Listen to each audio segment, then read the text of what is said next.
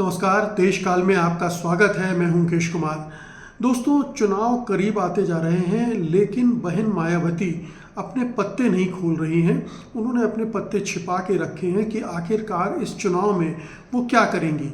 अकेले चुनाव लड़ेंगी, बीजेपी के साथ जाएंगी, या आखिर में जाकर इंडिया गठबंधन में शामिल हो जाएंगी और उत्तर प्रदेश में अखिलेश यादव, कांग्रेस और दूसरे दलों के साथ मिलकर चुनाव लड़ेंगी।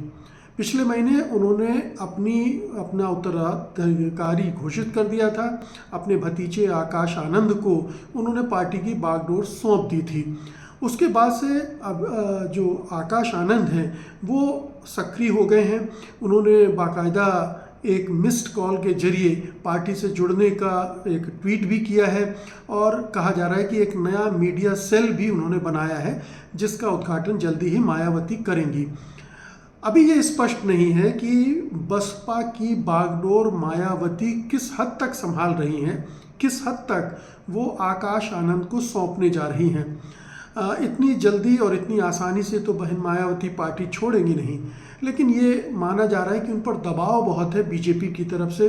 उनके करप्शन, सो कॉल्ड करप्शन को लेकर बहुत सारे मामले मोदी सरकार ने अपने पास फाइल में बंद कर रखे हैं और वो मायावती को ब्लैकमेल कर रहे हैं। इसीलिए पिछले 8-10 सालों में, जब से मोदी सत्ता में आए हैं, तब से उनकी खामोशी देखी जा सकती है।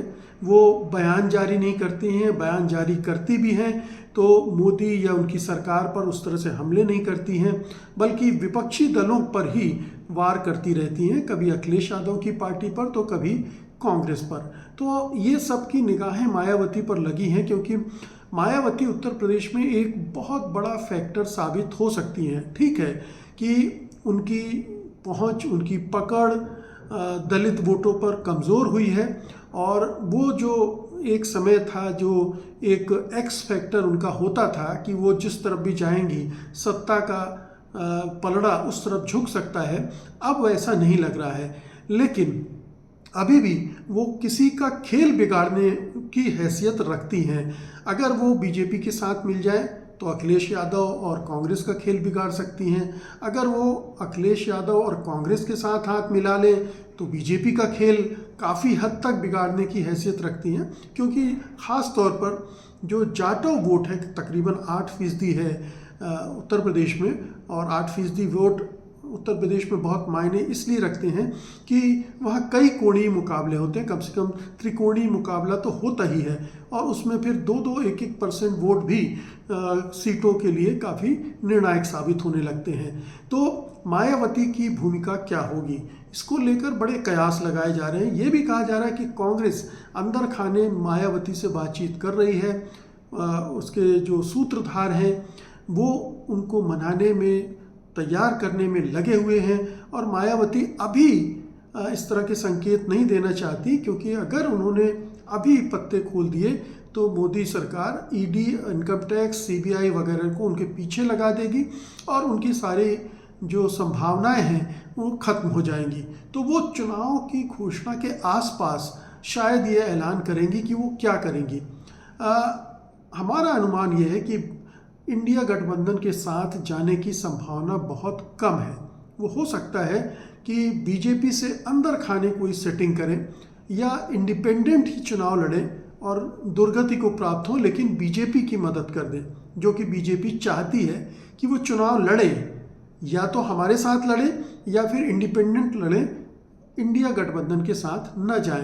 तो अगर वो इस दो में से एक भी ऑप्शन आजमाती हैं तो बीजेपी का फ़ायदा हो जाएगा, और ये ऑप्शन उनके लिए आजमाना इसलिए भी ज़रूरी हो जाता है कि अगर उन पर दबाव बनाया जा रहा है मोदी सरकार की तरफ से, तो उनके पास रास्ता क्या है।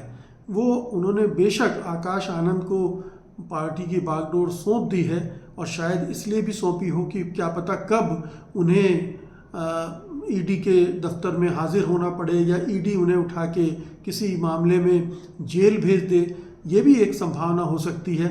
लेकिन सबसे बड़ी चीज़ ये है कि अगर मायावती खुद चुनाव में सामने आकर नहीं चुनाव लड़ेंगी या नहीं लड़वाएंगी अपने कैंडिडेट को, तो उसका फ़ायदा नहीं होना होगा, क्योंकि आकाश आनंद की न पहचान है, क्योंकि वो स्ट्रगल करके तो नहीं आए हैं, पार्टी खड़े करने वालों में से नहीं है, वो तो एक उत्तराधिकारी के तौर पर आए हैं। और ये संभावना बहुत कम है कि जो दलित वोट बैंक है वो उन्हें इस तरह से स्वीकार कर लेगा जिस तरह से वो काशीराम और मायावती को स्वीकार करता रहा है। तो ये एक बहन मायावती की भी दुविधा भी होगी, परेशानी भी होगी कि वो करें क्या, और ये उस दबाव से निकलकर जो उस पर उनको ब्लैकमेलिंग करने के लिए किया जा रहा होगा वो क्या रणनीति अपनाए।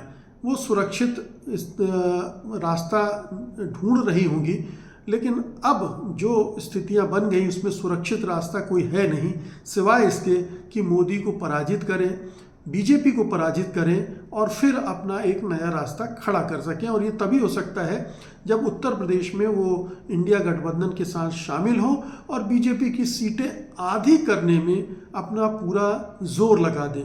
अगर ऐसा उत्तर प्रदेश में कर पाएँ, आधी ना सही 1/3 सीटें भी उसकी कम हो जाएं, तो बीजेपी के लिए बहुत बहुत मुश्किल हो जाएगी वो जो जादुई आंकड़ा बहुमत का है उसे छूने में।